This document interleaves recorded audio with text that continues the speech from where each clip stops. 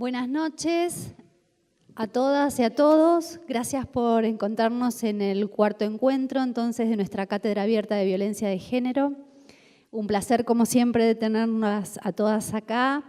Y en el día de hoy nos va a acompañar Paula Rey. Paula es comunicadora social. Voy a dejar que nuestra compañera de la cátedra nos la presente debidamente.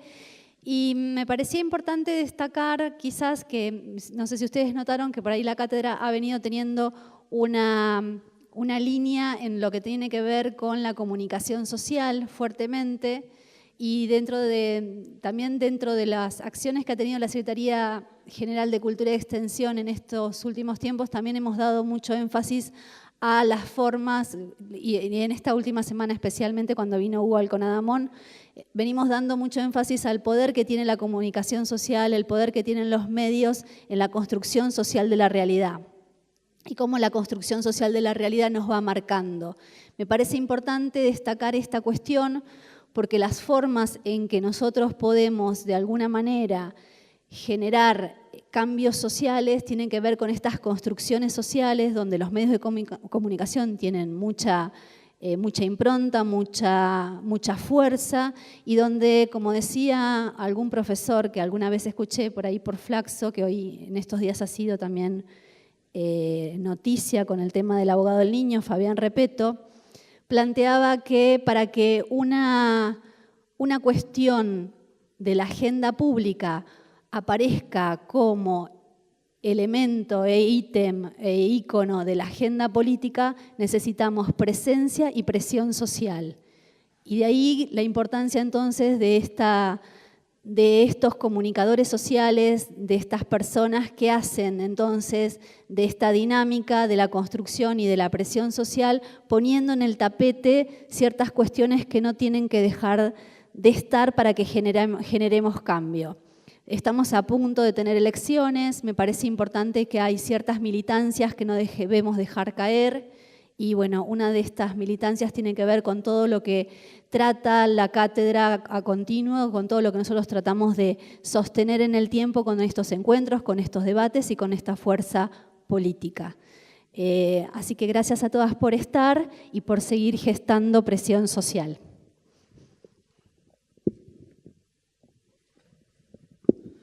Bueno, buenas tardes. Hoy tenemos en el cuarto encuentro de la cátedra entonces a Paula Rey, periodista, comunicadora feminista, responsable del área comunicación de ELA, Equipo Latinoamericano de Justicia y Género. Leíamos por ahí en la página de ELA que su misión es alcanzar la equidad de género a partir de acciones de incidencia, trabajo en redes y el desarrollo de capacidades de actores políticos y sociales con el fin de mejorar la situación social, política, económica de las mujeres. ELA fue fundada en mayo del 2003 en la ciudad de Buenos Aires. Está integrada por un equipo interdisciplinario de especialistas con trayectoria de Estado, las universidades, centros de investigación, organismos internacionales, práctica jurídica y ONGs. Es un gusto estar acá con vos, que nos cuentes de ELA y que nos cuentes de tu trabajo en esta cátedra de hoy, Adolescentes mediatizadas. Te damos las gracias y bueno, te dejamos. Bueno. Después abrimos un espacio para preguntas y les recordamos que el próximo encuentro es el 4 de julio, es el quinto encuentro de la cátedra ESI, Perspectiva de Género y Lenguaje Inclusivo. Los disertantes Sandro Ulloa, licenciado en Filosofía, Mónica Codecido, licenciada en Letras, que pertenece al equipo técnico regional del CIE Bahía Blanca como capacitadora de prácticas de lenguaje de nivel secundario. Así que bueno, los esperamos el próximo encuentro, el 4 de julio, y bueno, buenas noches a todas y a todos.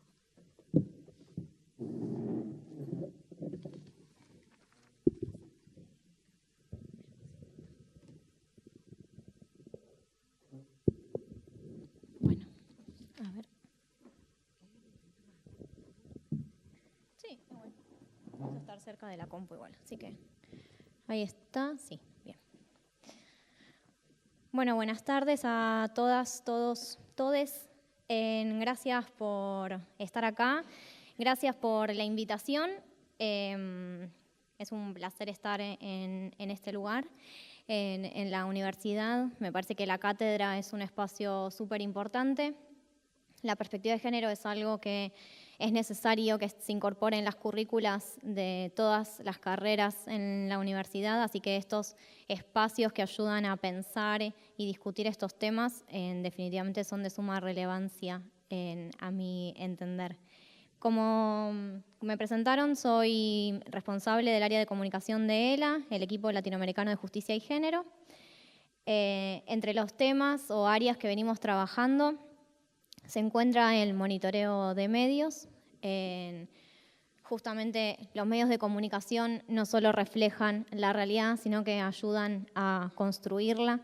Y en este sentido, nosotras que queremos lograr una sociedad más igualitaria y que queremos un mundo feminista, creemos que es sumamente importante que los medios de comunicación informen desde un enfoque de derechos y desde una perspectiva de género, y por eso es uno de los temas de trabajo. Ahí están viendo algunas publicaciones que tenemos sobre el tema, todas están disponibles en la página web de ELA. Lo que les vengo a presentar hoy es la investigación de adolescentes mediatizadas que realizamos en 2016 gracias al apoyo de la UAC. Ahí realizamos un monitoreo cuantitativo y cualitativo de medios gráficos nacionales y 2 medios locales en Jujuy y en Chaco, porque en ese momento teníamos un proyecto, otro proyecto, digamos, sobre violencias donde estábamos trabajando en esas localidades, y entonces también hicimos como esa conexión. Para 2016 habían habido ya algunos femicidios de adolescentes y de jóvenes que tuvieron un gran impacto en los medios de comunicación, que se mediatizaron, y entonces por eso les presentamos la propuesta a la UAC. Veníamos de hacer monitoreos en relación a la violencia contra las mujeres y otros temas, pero encontramos con que la violencia definitivamente era lo que tenía prensa. Otros temas relacionados con nuestros derechos es menos habitual que aparezcan en los medios de comunicación. Y como les decía, como habíamos tenido varios casos de femicidios de adolescentes o de jóvenes, nos parecía que era interesante quizás mirar esos casos en particular. Y entonces, durante marzo, abril y mayo del 2016, realizamos este monitoreo de la prensa gráfica. ¿Me corro acá? Ok, bueno. Un segundo.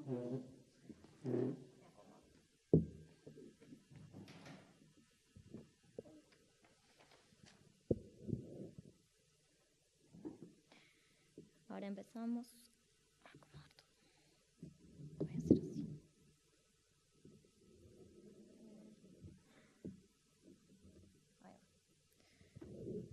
Ahí estamos. Creo que. Bien. Bueno, entonces les voy a contar algunos de los principales hallazgos. Si bien la investigación es de 2016, traje justamente el resumen de los principales hallazgos y algunos datos más cuantitativos, porque todavía sirven para dar cuenta del modo en que los medios de comunicación cubren e informan sobre los casos de violencia contra las mujeres, en este caso cuando las víctimas son adolescentes. Durante los meses de marzo, abril y mayo, los diarios publicaron casi 700 noticias sobre violencia contra las mujeres y el 21% las víctimas fueron adolescentes. Entre los casos que ocurrieron en esta época, ocurrió el doble femicidio de las turistas mendocinas en Ecuador, que si bien no nos centraron esas notas en el monitoreo, porque las chicas tenían 21 y 22 años, es decir, que no entraban en el recorte etario en relación para definirlas como adolescentes, Sí tenemos en el informe un apartado sobre esa cobertura mediática porque tuvo bastante impacto y nos parecía pertinente incluirlo también.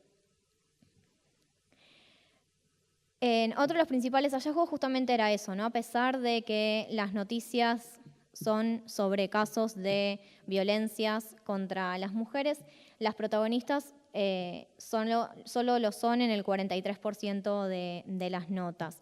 Y esto no necesariamente es algo malo, pero lo que da cuenta también es que en general, cuando aparecen las noticias en los medios, hablan de cuando el crimen ya ocurrió o cuando está el sospechoso o el agresor está prófugo. Entonces, en general, tiene que ver con la búsqueda de quien cometió el crimen o cubren el proceso judicial. Y entonces ahí el agresor es quien aparece quizás como protagonista y no en las mujeres víctimas. Pero además los medios tampoco dan prioridad a la opinión de las mujeres. Entre las notas que nosotras estuvimos monitoreando, solo el 14% de las fuentes consultadas eran mujeres. Y algo que coincide con, por ejemplo, otros estudios como el propio monitoreo global que hace la UAC cada 5 años, es que las mujeres en general suelen ser consultadas para hablar desde sus experiencias personales y no como fuentes profesionales. En general ahí se eligen a los varones. Y esto también tiene que ver con la mirada que tienen los medios sobre nuestros roles, ¿no? Nuestro rol dentro de la sociedad en general.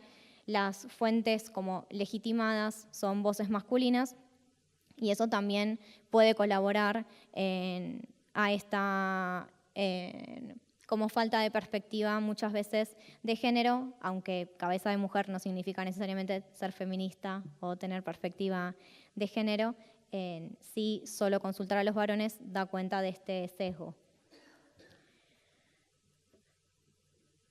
A esta conclusión habíamos llegado ya en el informe previo de ELA. El femicidio como concepto está instalado, al menos en la prensa gráfica.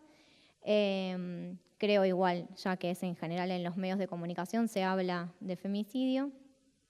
Esto lo destacamos justamente porque en general se hablaba hasta no hace tanto tiempo los famosos crímenes pasionales, que fue, creo que la erradicación del concepto de crimen pasional de las redacciones tiene que ver con el trabajo de periodistas feministas justamente, para entender que estamos hablando de otra cosa, de un problema social más amplio, en detrimento de este concepto que en realidad reproduce también un montón de estereotipos en relación a los vínculos sexoafectivos.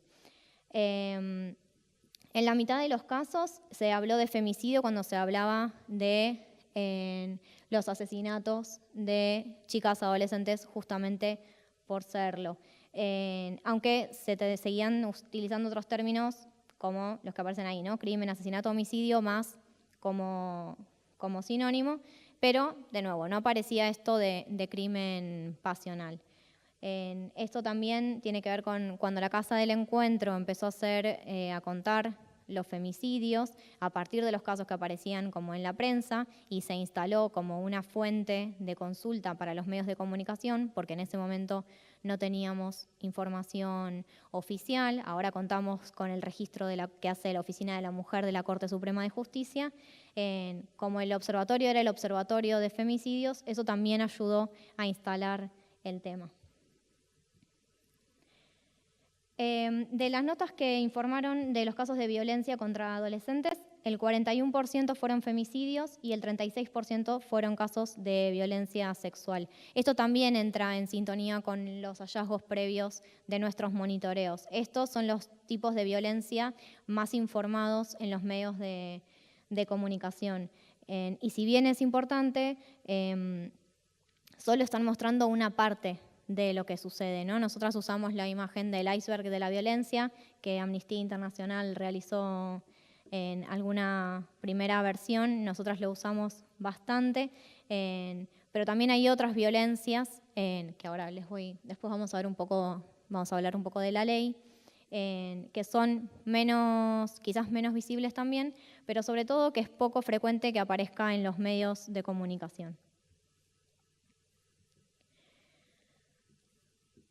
No siempre la casa es el lugar más peligroso para las adolescentes. Eso encontrábamos, o a esa conclusión llegábamos a partir de lo que encontramos en el monitoreo. Esta afirmación de que viene, porque en general cuando hablamos de violencia contra las mujeres, como en general en la mayoría de los casos se trata de casos de violencia intrafamiliar y de violencia doméstica, lo que se habla, ¿no? Las feministas usamos mucho ese concepto de que la casa finalmente termina siendo el lugar más peligroso para una mujer que está en situación de violencia.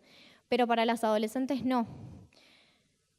¿Esto quiere decir que tenemos que prohibirles a las adolescentes salir a la calle porque vendría a ser el lugar más peligroso? No, esto no es en detrimento de la autonomía de las adolescentes, pero sí da cuenta de que hay varones que piensan que tienen derechos sobre los cuerpos de las adolescentes, aunque no las conozcan, aunque no tengan un vínculo previo. En el 56% de los casos, el victimario no pertenecía al círculo íntimo de la víctima, como sí suelen ser en general los femicidios de mujeres más adultas, ¿no? Cuando en general los femicidas son sus parejas o exparejas. Me voy a meter en unos datos también como más cuanti, de nuevo, porque creo que ayuda a dar cuenta de cómo los medios informan sobre violencia contra las mujeres y el impacto que esto tiene o cuáles son como los mensajes que se derivan. Entonces nos preguntábamos si las adolescentes eran noticia, son noticia. En relación a, en marzo encontrábamos que se había publicado la mayor cantidad de piezas sobre violencia contra las mujeres en general. Esto probablemente debido a que tenemos el 8 de marzo, que es una fecha en la cual los medios de comunicación suelen informar bastante o suelen aprovechar como esa fecha para hacer quizás piezas más largas, más extensas, más profundas sobre el tema de las violencias. Pero mayo, en este monitoreo, fue el mes en el que se publicó la mayor cantidad de noticias sobre violencia ejercida contra adolescentes, porque hubo algunos casos. Uno fue el de Micaela Ortega acá en Bahía Blanca, que fue uno de los 2 casos que tuvo mayor cobertura durante ese mes. A partir del femicidio de ella en los medios, al menos en los medios nacionales, el caso de Micaela se empezó a seguir a partir de que hallaron su cuerpo. En el 78% de las noticias monitoreadas aparecieron en medios de circulación nacional y el 22% en medios locales.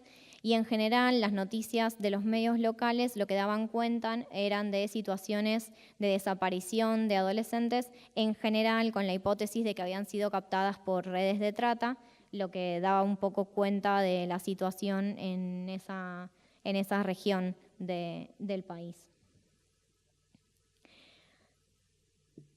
Otra de las preguntas es cómo se escriben las noticias, ¿no? ¿Qué géneros, por ejemplo, se utilizan para dar cuenta de la violencia contra las mujeres? Esto nos está dando más o menos igual desde que empezamos con los monitoreos, en 2009. En general, me quedó un poco cacofónico eso, bueno. El género más utilizado es la noticia y el breve, en detrimento de otros géneros periodísticos que quizás permiten profundizar un poco más en los casos y esto también tiene como consecuencia que pocas veces se contextualiza los femicidios y los hechos de violencia en el marco de un problema más general como es la violencia contra las mujeres, que lo vamos a ver después también en relación con las secciones también. Parece muchas veces que son casos aislados y no que estamos hablando de un problema social más amplio.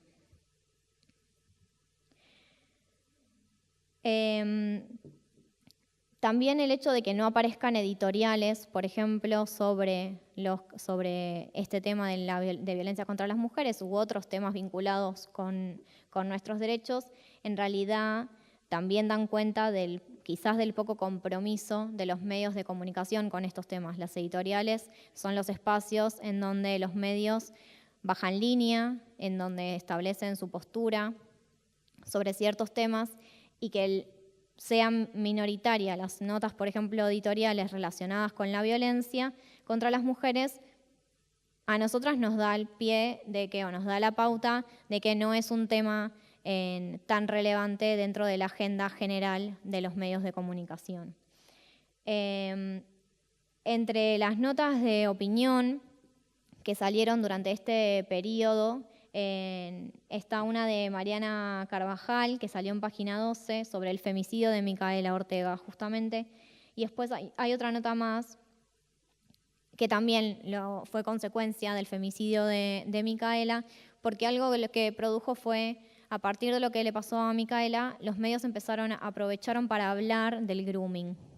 Y entonces la otra nota de opinión está vinculado con este tema.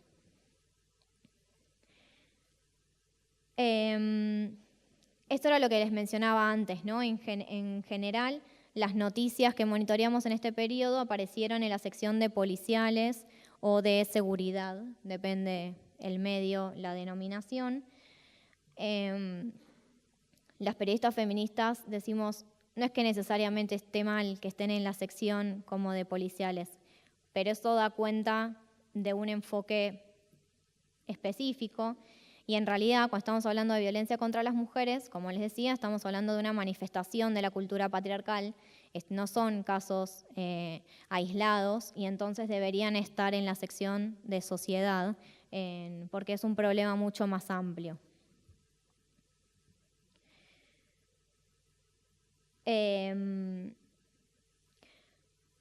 Algo sobre la normativa y el contexto también les quería traer para un poco argumentar por qué seguimos hablando de violencia contra las mujeres y por qué seguimos hablando de la relevancia de los medios de comunicación.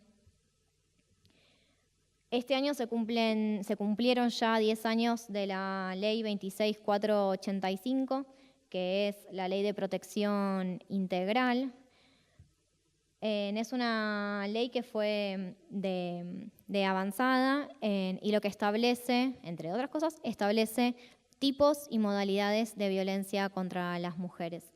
Y es de avanzada porque nos permite ir más allá de la violencia doméstica, de la violencia intrafamiliar, y sitúa otras manifestaciones, otros tipos de violencias y otras manifestaciones. Entre ellas, algo que tiene que ver con los medios de comunicación. La ley habla de violencia simbólica, que ahí les pongo la definición muy tal como está en la ley, y habla también de la violencia mediática contra las mujeres. Entonces, los medios de comunicación no solo es relevante que informen de estos casos por el rol que tienen en tanto formadores de opinión y como actores sociales, sino que ellos también, con algunos tipos de cobertura, pueden estar ejerciendo violencia contra las mujeres. La cosificación, la sexualización son casos de violencia mediática. Teníamos la Ley de Servicios de Comunicación Audiovisual, que también fue un proceso interesante el de la ley, y hubo muchas personas y muchos colectivos involucrados, y una quizás conquista para quienes vienen trabajando desde hace mucho tiempo por impulsar un periodismo con perspectiva de género, por impulsar un periodismo feminista, una comunicación feminista. Lograron que se incorporara, ¿no?, en el artículo 3 como los objetivos, promover la protección de la igualdad. Quizás acá habla de entre hombres y mujeres nada más, ¿no? Si hoy redactáramos la ley, probablemente hablaríamos lo de redactaríamos distinto para visibilizar también a las disidencias y quizás que no quede tan binaria la redacción, pero sí daba cuenta de un importante avance y de visibilizar también esta importancia de que los medios comuniquen con responsabilidad.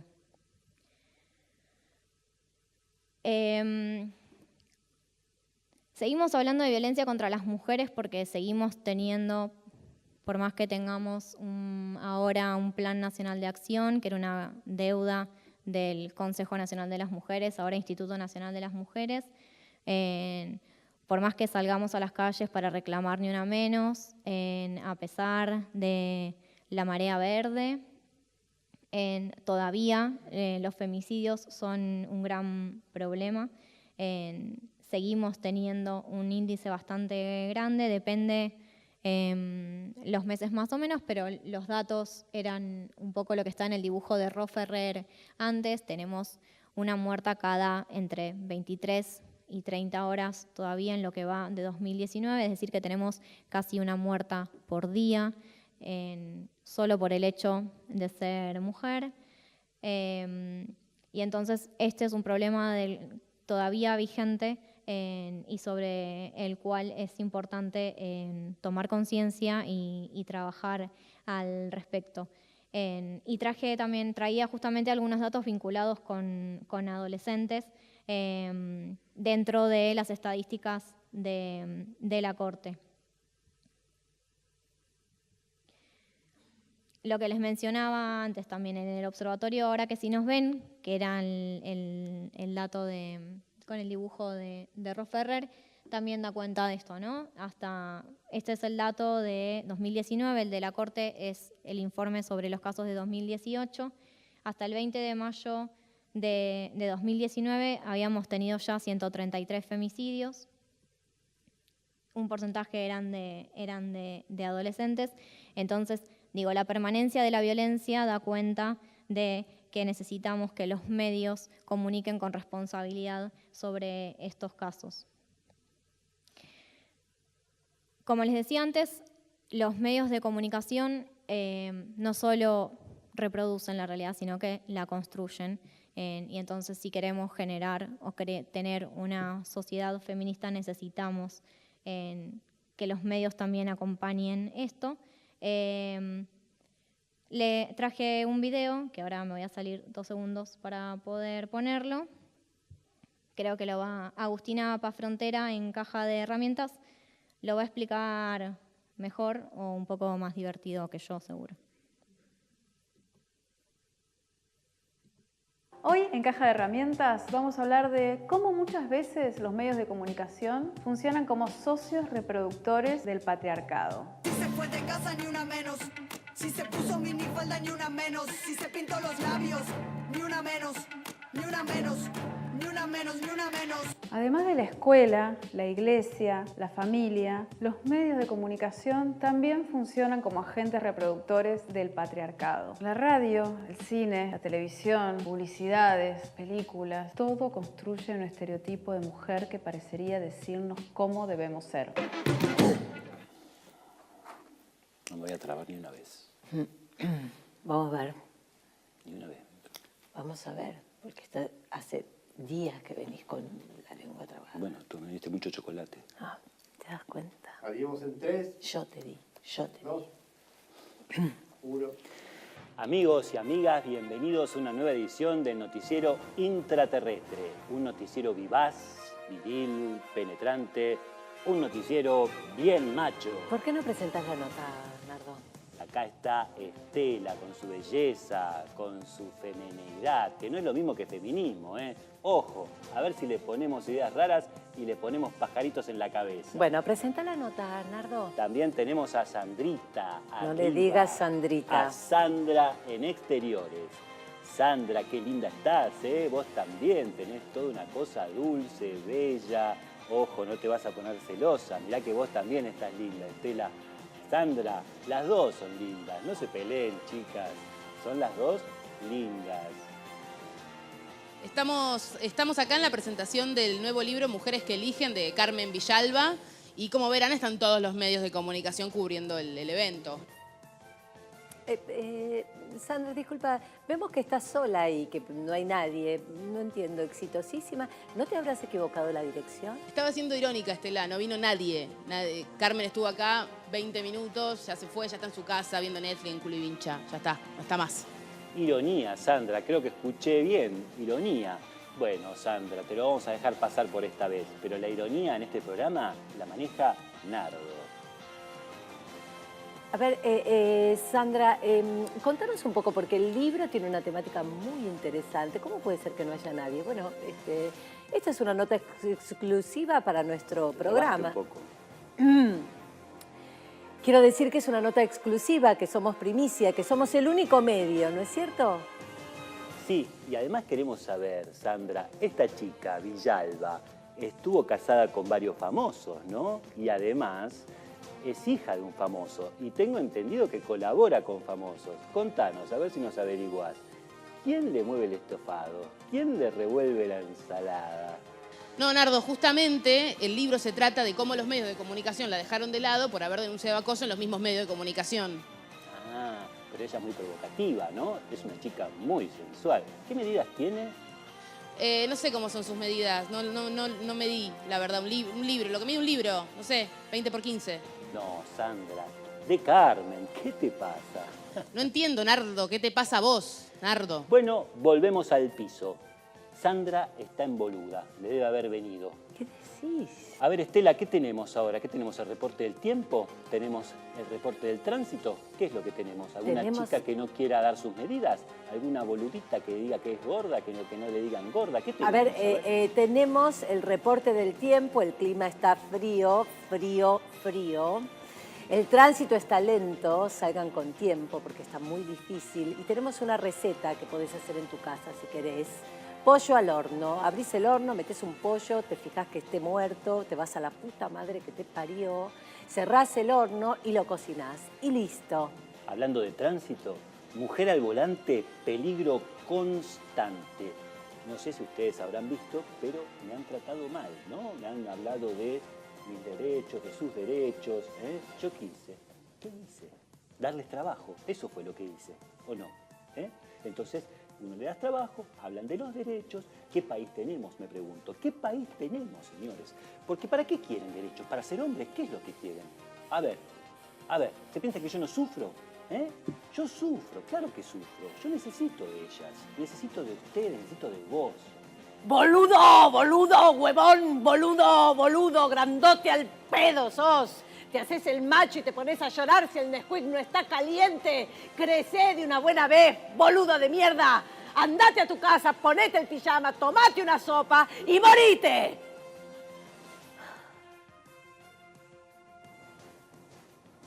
Nos vemos mañana con este programa de noticias intraterrestres. Hasta mañana. Los medios nos muestran como amas de casa que son felices limpiando y soñando con blancos perfectos, cuidando bebés y cocinando para la familia. Una mujer solo puede ser una madre perfecta. O también nos muestran como diosas sexys, con nuestro cuerpo solo como objeto del placer masculino o para vender cualquier producto. ¿Qué pasa con todos nuestros intereses, nuestros deseos, nuestras actividades, que no estén representados ni por la supermamá ni por la bomba sexy? Si lo pensamos bien, esos modelos que nos venden los diarios, la televisión, las revistas, hacen que parezca que las mujeres siempre nos falta algo, que nunca estamos bien. Esos estereotipos del ama de casa, del objeto sexual, son terribles, sí, pero hay uno que es todavía peor, y es que las mujeres somos las culpables, las provocadoras, las que se lo buscaron, y que si nos pasa algo, algo habrá hecho. ¿Cuántas veces escuchaste en la radio o en la televisión, cuando se hablaba de un femicidio, que la chica caminaba sola de noche, o que iba por una zona muy oscura, que llevaba un short muy cortito? La forma en que los medios de comunicación tratan la violencia hacia las mujeres es violencia hacia las mujeres. Si se fue de casa ni una menos, si se puso minifalda ni una menos, si se pintó los labios ni una menos.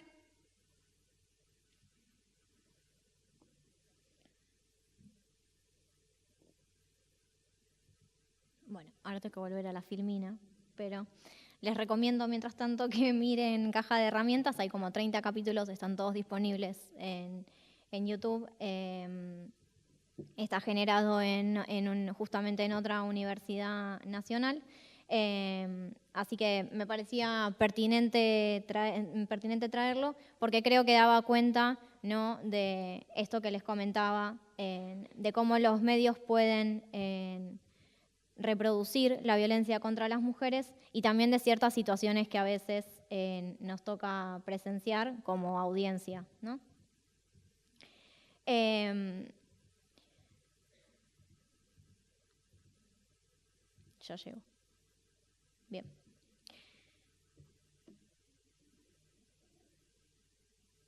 Los roles de género también aparecen, ¿no? Los estereotipos que aparecen en los medios de comunicación están vinculados con los roles de género, esos roles que nos fueron asignados socialmente, en lo que se espera que haga una mujer, lo que se espera que haga un hombre, y todo lo que se sale de esas dos etiquetas, bueno, no sabemos muy bien dónde acomodarlo. La mirada de los medios no solo puede y suele ser machista, sino que puede ser y suele ser, en algunos casos en particular, clasista. A Melina Romero la violaron y la asesinaron en 2014, y todavía uso de ejemplo como esta nota porque sigue siendo relevante. Una fanática de los boliches que abandonó la secundaria era Melina, pero cuando hablamos, por ejemplo, de otro caso como el de Lola Chomnales, ahí ya los titulares y las notas se centraban, ¿no? Hablaban de, bueno, el sueño de viajar, las acrobacias, las fotos, lo que decían como la vida que había quedado trunca. No es lo mismo como los medios informaron del caso de Melina Romero a como informaron del femicidio de Ángeles Rawson, que era una chica que vivía en Palermo, dos chicas de sectores sociales distintos. El perfil de Melina Romero fue publicado cuando a ella todavía le estábamos buscando. No sabíamos si estaba muerta o si estaba viva. Y entonces es necesario reflexionar acerca de la responsabilidad de las y los comunicadores, en qué hubiera pasado si Melina aparecía con vida y tenía que volver al barrio, a su casa, después de que habían publicado este perfil, donde justamente, como decía Agustina en el video, lo que daba cuenta un poco era que cualquier cosa que le hubiese pasado a Melina, ella se lo había buscado. Se mencionaba que había dejado el colegio, que tenía 5 perfiles de Facebook, como si eso fuera algo relevante o justificara algo. Pero por eso decimos que también los medios construyen 2 tipos de víctimas: las víctimas culpables y las víctimas inocentes. Y ahí en general se cuela la cuestión de clase. Chicas como Chomnales o como Ángeles Rawson entran rápidamente en definiciones como de la víctima inocente, pero Melina Romero era una víctima culpable.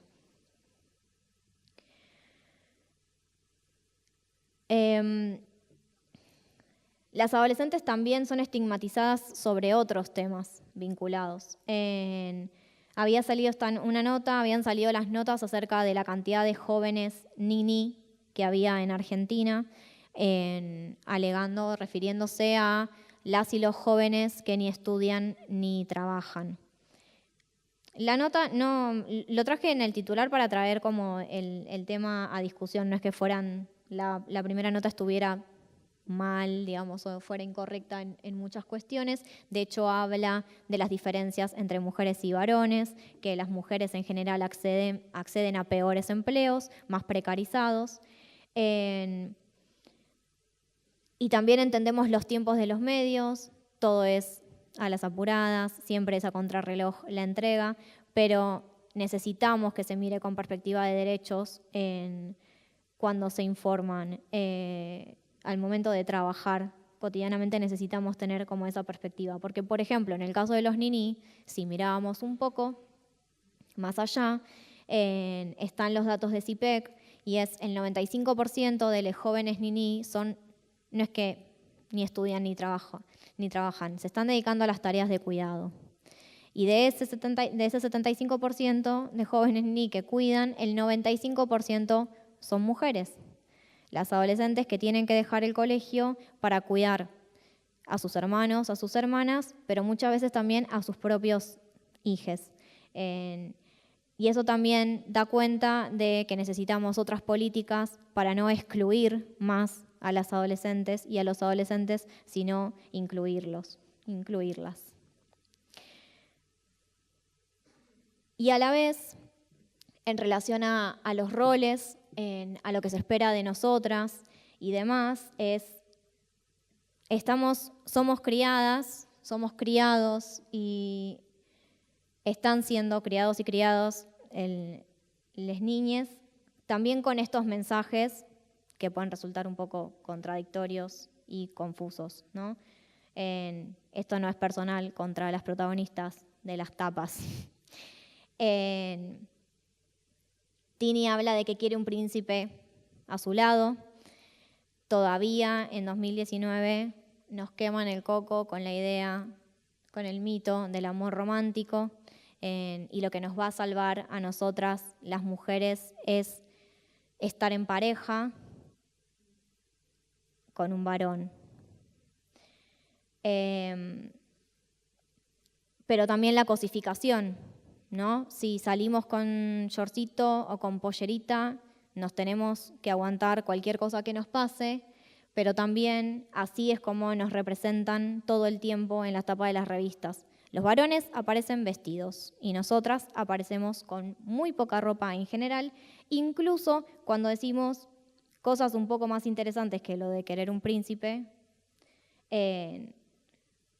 como Jimena, que habla de que priorizó su carrera, o Tini otra vez cuando habla de que las mujeres decidimos alzar la voz. Todavía estas tapas de revistas y estas notas siguen teniendo revuelo, como en el caso de Maite, se armó un revuelo bárbaro porque aparecía con pelos en las axilas también, y sigue siendo como excepcional en algunas acciones, como el movimiento Me Too, que fue definido como la persona del año para la revista Time. Las mujeres estamos organizadas, las feministas estamos organizadas y estamos trabajando para lograr un mundo más igualitario, y estos no deberían ser notas excepcionales. Necesitamos que los medios de comunicación tengan un enfoque de derechos, que tengan una perspectiva de género, de géneros, feminista, pero también necesitamos feministas en los medios de comunicación. Necesitamos que quienes ya están en los medios se formen y necesitamos que las periodistas feministas no sean llamadas solamente para hacer una entrevista cuando hay un femicidio o ante alguna marcha como el Ni Una Menos o el 8 de marzo, sino que tengan un lugar en los medios.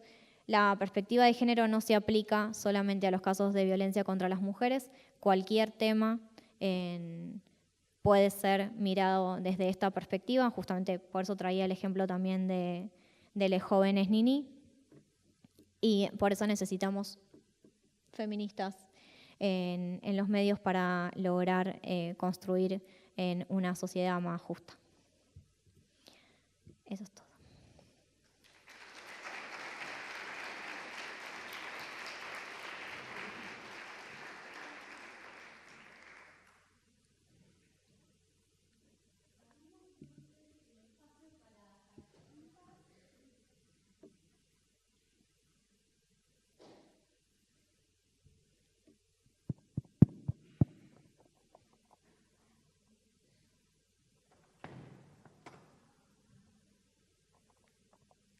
Bueno, yo tengo una, te venía escuchando.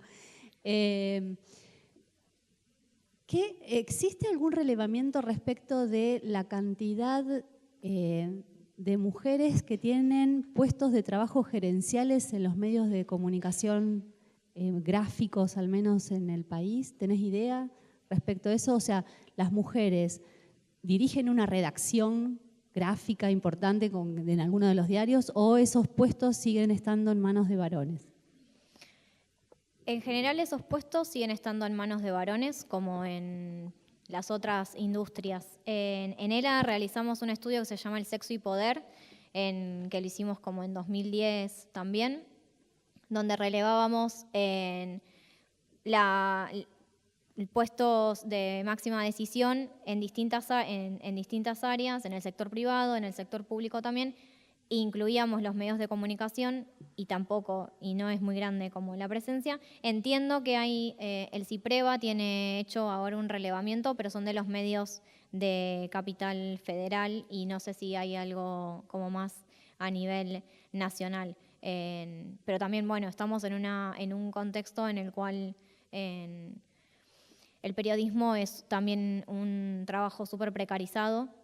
Tenemos noticias de medios que cierran y de compañeros y compañeras que se quedan sin empleo todos los días, así que eso también es una situación bastante compleja. Igual hay algunas compañeras que señalan esto de hay como una feminización de la profesión y justo se da en un contexto de precarización.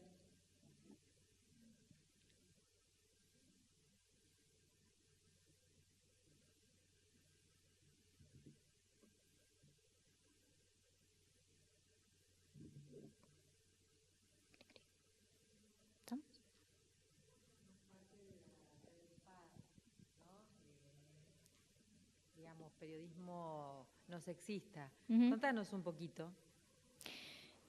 Formo parte de la Red PAR, que es Periodistas de Argentina en Red por una Comunicación No Sexista, y también de la Red Internacional de Periodistas con Visión de Género en Argentina. Son 2 redes de periodistas que nuclean a quienes buscan trabajar e impulsar esta mirada justamente feminista en los medios de comunicación. Están abiertas para quienes se dediquen a esta área, por supuesto, y les interese sumarse. Son espacios muy relevantes, me parece, pero que sirven como para aprender en el intercambio. Aprendemos, creo que en el intercambio cotidiano se aprende un montón. Y también lo interesante es que son redes federales y entonces podemos tener conocimiento, intercambiar información con compañeras que están en diferentes provincias, en diferentes localidades y también dar cuenta de la situación en todo el país. Pueden buscar ahí en las redes sociales, ambas redes, valga la redundancia, están las cuentas para seguirles y ahí también hay información interesante.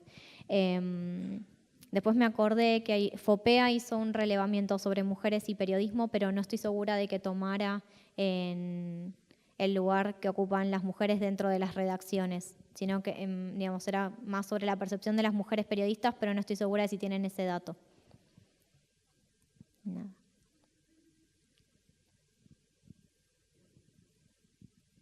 También valen comentarios, más allá de las preguntas. Me interesan los comentarios si tienen algunos. Si no, cerramos acá, no pasa nada. No.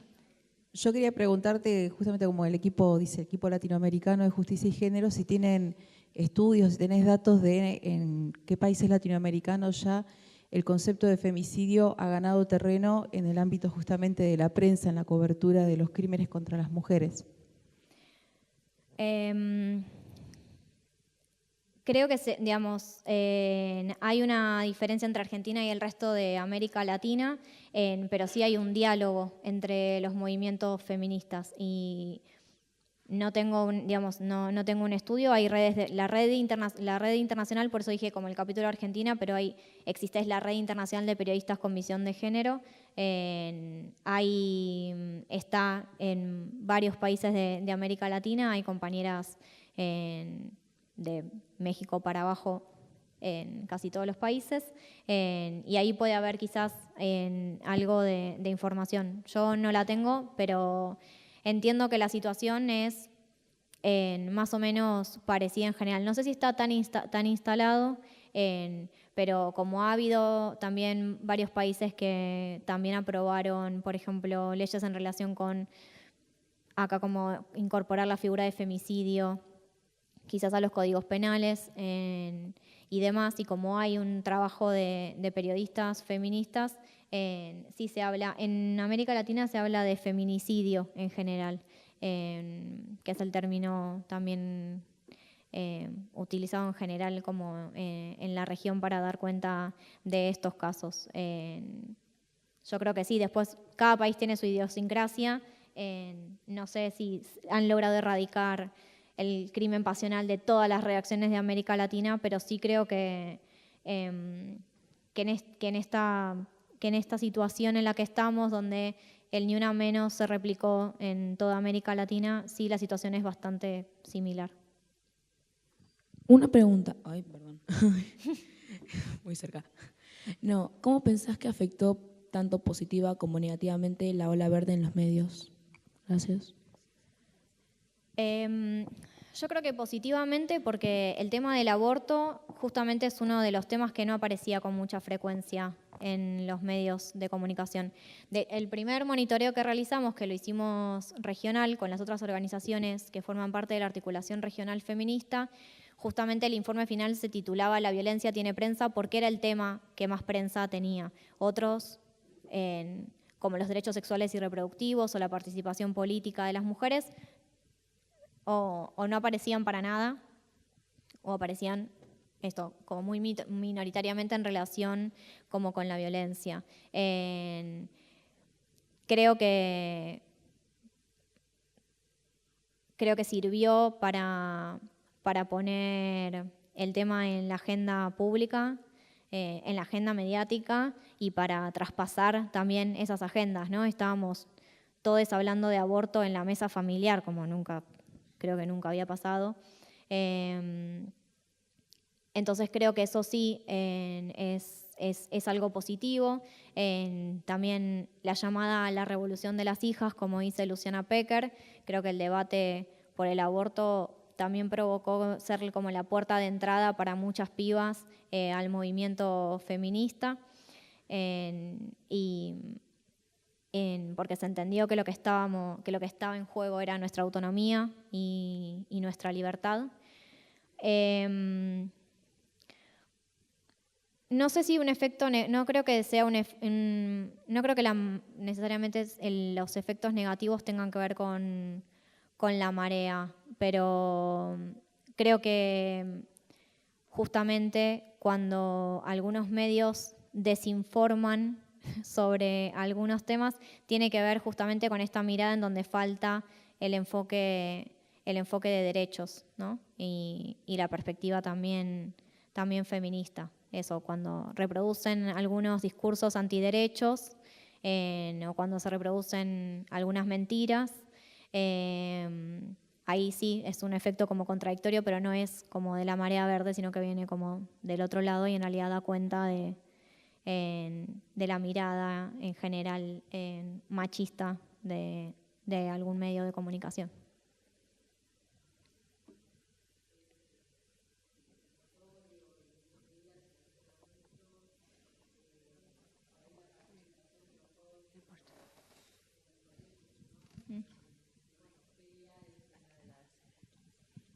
Ofelia Fernández, una de las dirigentes que ahora ha sido propuesta como candidata en la ciudad, es también muy violentada en los medios estos días, ¿no?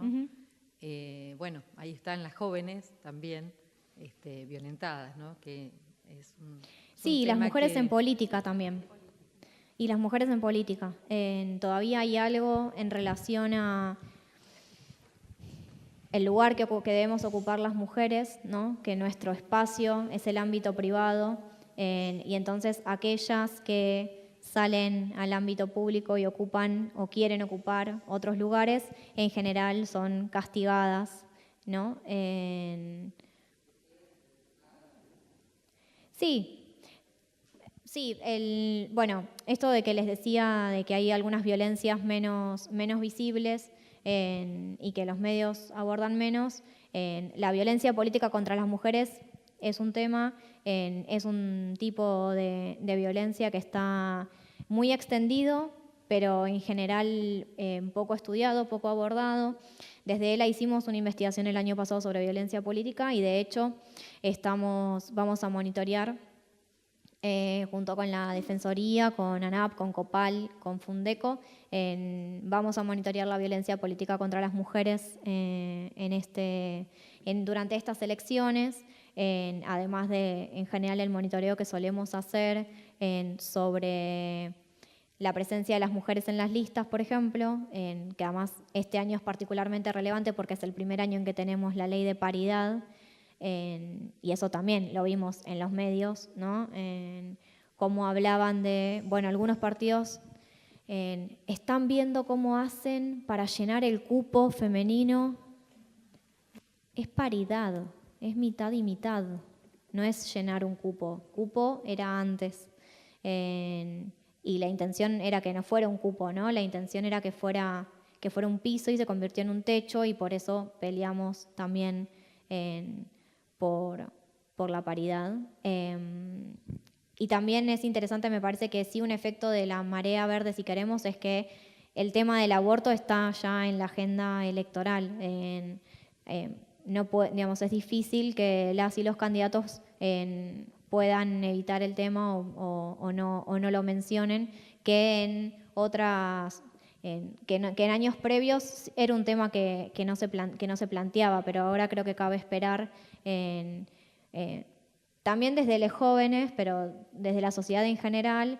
Me parece que hay en algunos sectores algún como reclamo en relación a saber cuál es la postura de los candidatos y las candidatas sobre el aborto legal. Bueno, mi pregunta era que estamos atravesando 2 mundiales. Acabamos de atravesar un mundial de fútbol femenino que por primera vez Argentina participa. No sé si viste la violencia con que fueron tratadas las jugadoras, pero en todo el mundo. De hecho, Charlie Hebdo publica una tapa absolutamente machista en Francia con respecto al mundial. Y lo que no se ve es la contracara a esas notas, a esos comentarios de los periodistas con respecto a, bueno, a nuestras jugadoras y a otras, ¿no? Pero no se alcanza a ver que los medios, alguien en los medios diga algo, excepto algunos grupos propios de jugadoras o de otras mujeres, otras feministas en las redes, no mucho más. Y digo, ¿cómo podríamos trabajar con nuestros alumnos, alumnes, aprovechando estas tapas de diarios, estos periódicos, porque está todo el furor del fútbol? ¿Cómo aprovechar esto para revertir esta mirada y que ellos pudieran, se me ocurre, armarla de otra forma, la noticia? No sé qué nos podrías recomendar. Me parece que lo del Mundial justamente de fútbol femenino, además eso, ¿no? Todavía tenemos que hacer esa distinción como de fútbol femenino y lo otro es fútbol, nada más. Bueno. Creo que da varias tapas y varias notas, sirven para trabajar en clase y sirven como ejemplo. Yo, de hecho, en algún otro PowerPoint de alguna capacitación tengo algunas cosas, justamente porque hay que trabajar esto, ¿no? La perspectiva de género va más allá de las violencias y atraviesa todos. También da la oportunidad como de preguntarse, ¿no? ¿Por qué todos los deportes femeninos son amateurs en general? Los equipos de mujeres son amateurs. Creo que estuvo circulando bastante en redes la información, ¿no? Las jugadoras de la selección son todas, tenemos hasta una becaria de CONICET, pero todas trabajan de otra cosa, y la selección de fútbol masculino son todos multimillonarios. Pero creo que, sirve para dar cuenta de que el sexismo está en todas partes, y hay veces, me parece que también hay algunos titulares, quizás puntualmente, o algunas tapas que simplemente funcionan para el ejercicio simple de, si querés ver si algo es sexista, pensalo si a la inversa lo verías aparecer, ¿no? Como, por ejemplo, en la tapa de noticias de Cristina, ahora con Fernández y Massa, y eran, ¿no?, los cristinos, o la tapa de hace ya unos años que era el goce de Cristina. Noticias hace esas tapas en general, digamos, con los personajes políticos, pero hay casos con Cristina, hubo muchísimas tapas que eran a la inversa. ¿Sería posible? ¿Hubiesen hecho una nota, hubiesen puesto una nota, una tapa con el goce de Macri, por ejemplo, y la cara de Macri, no sé, orgásmica? Entonces creo que, por ejemplo, el Mundial sirve para eso. Pero también está bueno destacar las buenas prácticas, porque hubo medios que sí lo cubrieron bien, y entonces también está bueno buscar como esos ejemplos y esas tapas.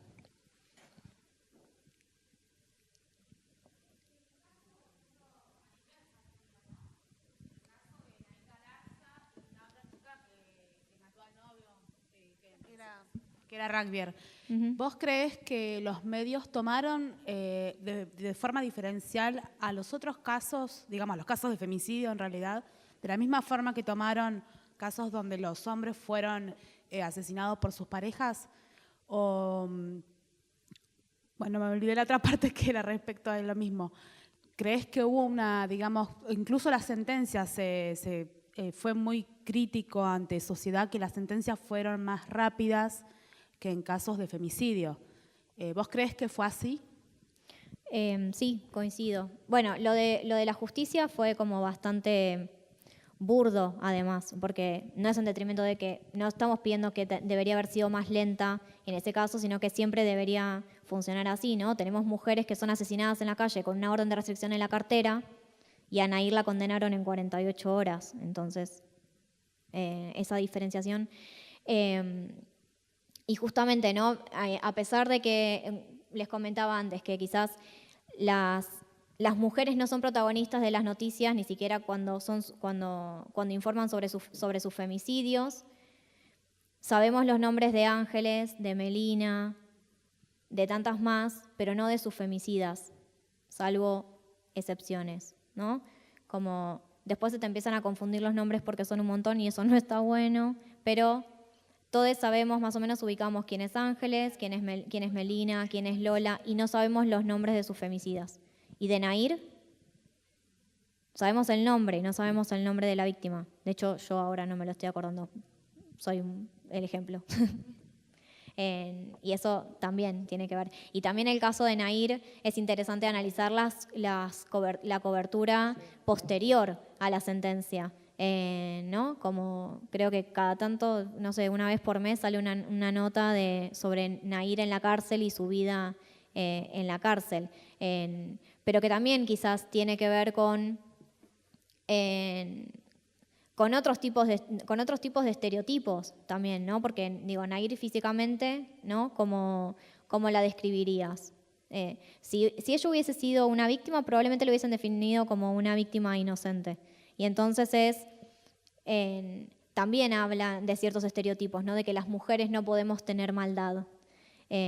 Más allá de, no voy a opinar del caso concreto porque me falta información, pero también creo que justamente no, en el caso no se ahondó sobre los motivos como de Nahir, porque también ahí había como unas hipótesis en relación a que ella era víctima como de violencia, y entonces también el crimen estaría motivado, digamos, como por eso era como como un caso de defensa. Yo te quería hacer una pregunta porque ahí ahora un poco de las cosas que se hablan es que el movimiento feminista acá en Argentina tiene su mayor crecimiento, digamos. Y esto un poco, por lo menos en lo que yo he estado escuchando o leído, es a nivel mundial. Entonces mi pregunta era, si vos como periodista crees realmente que Argentina en este momento está nucleando un crecimiento, un crecimiento del movimiento feminista, o si vos creés que es a nivel mundial, que el movimiento feminista está teniendo su auge o su mayor expresión. Y si ese es el caso, ¿cuál sería, digamos, lo que motorizó todo este crecimiento? Creo que es mundial, pero creo que tiene que ver con la visibilización de ciertos temas. Pero creo igual que Argentina tiene ciertas particularidades. Digo, el mundo nos está mirando. Para nosotras, en general, digamos, hay mucho diálogo en el movimiento feminista de América Latina y, por ejemplo, las españolas son referentes para nosotras, pero creo que ahora también como es al revés, ¿no? Algunos medios también plantearon como cuando fue la denuncia de Telma Fardín, hablaron de que el mirá cómo nos ponemos era el Me Too argentino, como haciendo otra vez esta lectura norte-sur, ¿no? Y en realidad creo que es al contrario, pero sobre todo no creo tampoco que sea vertical. Creo que es circular, justamente. Y Argentina en estos momentos está siendo observada, si queremos, para bien o para mal. Creo que es para bien. El Ni Una Menos fue un antes y un después, aunque no nació de Twitter. Eso no hay ninguna duda, pero traccionó también que el Ni Una Menos se replicara en otros países de América Latina y del mundo. Estuvimos en el ojo del mundo con el debate el año pasado sobre el aborto. En América Latina se replicaron, hay pañuelos en muchos otros países también replicando nuestro pañuelo verde. Y entonces creo que no somos las únicas,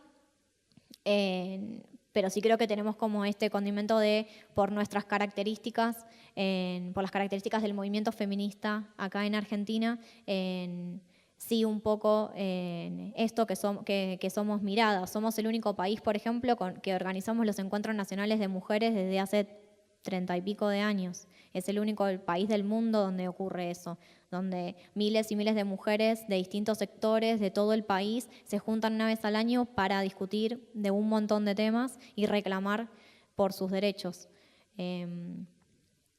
Entonces creo que es eso, que tenemos como alguna distinción, pero que está en diálogo con el resto sobre todo con el resto del movimiento en América Latina. Pero creo que tiene que ver también con una mayor visibilización, y también es importante en este contexto en donde en muchos países de América Latina estamos dando como un giro a la derecha, por decirlo de alguna manera, y nuestros derechos se están viendo vulnerados.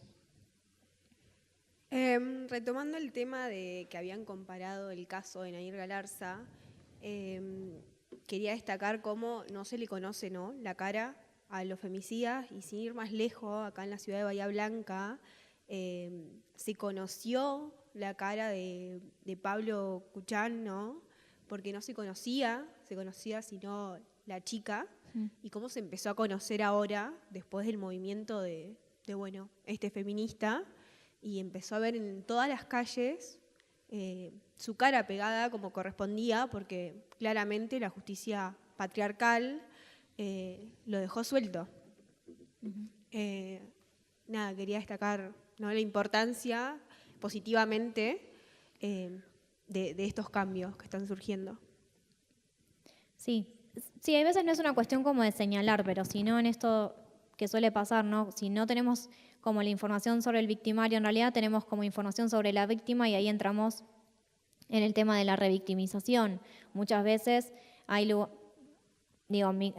Micaela, por ejemplo, podría haber aparecido con vida y quizás los medios habían contado exactamente en dónde vivía, quién era la familia, como dar esos datos que a veces son datos sensibles, que para algunos lectores no les dice nada, pero en ciudades, por ejemplo, más chicas, basta decir un par de indicaciones y sabes perfectamente de quién están hablando, dónde viven y demás. Pero Pero sí, bueno, y en el caso de Micaela, por ejemplo, también en general las fotos de Luna estuvieron, aparecían bastante junto a la de Micaela, pero también en esta construcción que hicieron como de Micaela como víctima, ¿no? Como en esta... destacaban que era una nena que tenía 12 años, y entonces también como en contracara aparecían las imágenes como de Luna mucho. Pero digamos, también hay que tener cuidado en cuáles son las imágenes, ¿no? que aparecen o cuál es el... Se dio un debate interesante, yo no sé si tengo la respuesta, pero por ejemplo con Farré, con el femicida del country, como se lo llamó, por ejemplo también, ¿no? Circuló un montón la foto de él tirado en el piso, ensangrentado, como con cara de enajenado, que alimenta quizás en esta idea de que los violentos son enfermos, están locos, son todos psicópatas, que lo que buscan es construir esa imagen de que los femicidas, no porque todos los varones sean femicidas en potencia, pero esto de que los femicidas no forman parte, están excluidos, son otra cosa, ¿no? Y en realidad son parte de la sociedad, y por eso tenemos la desigualdad y los niveles de violencia que estamos teniendo, ¿no? Como esa frase famosa de no son enfermos, son hijos sanos del patriarcado.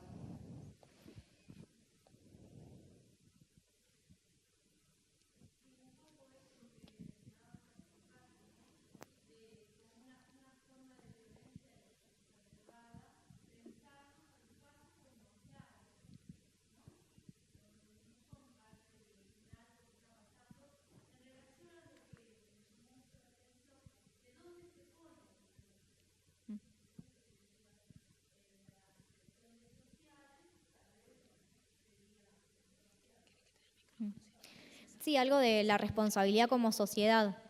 En esto de los monstruos y demás, y de presentar los casos individualizados, es como un problema privado, y en realidad tenemos una responsabilidad como sociedad. Y también, hoy no paro de decir frases, por eso las feministas decimos que no, lo personal es político, justamente, porque somos personas que vivimos en sociedad, y entonces estas cosas que ocurren dan cuenta de las sociedades en las cuales vivimos. Y entonces no es que seamos directamente responsables de los femicidios, pero sí en la reproducción de una cultura donde están naturalizados, y tenemos que construir o queremos construir una sociedad donde los femicidios y las violencias no tengan lugar.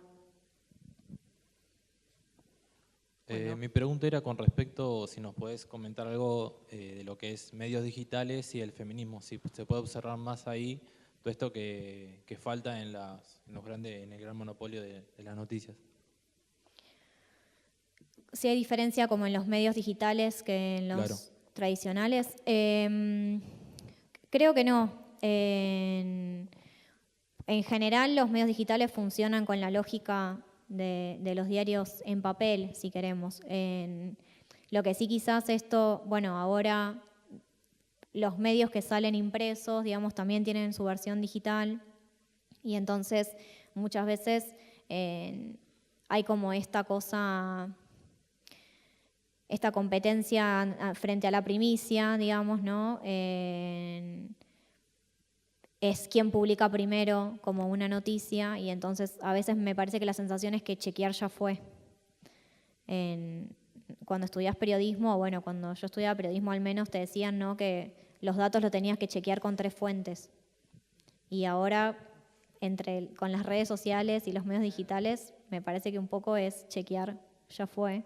Pero digo, por más que se entienda la vorágine de la redacción y las condiciones en las cuales tienen que trabajar los y las periodistas, por eso necesitamos formarnos y que estén formadas desde una perspectiva, para trabajar con un enfoque de derechos y una perspectiva de géneros, para evitar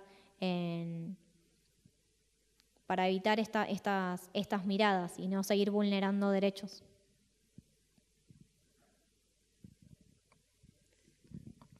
Bueno, Desde la Red Local de Violencia de Género y desde la Secretaría de Cultura, Paula, te agradecemos. Ha sido muy linda la charla, muy interesante.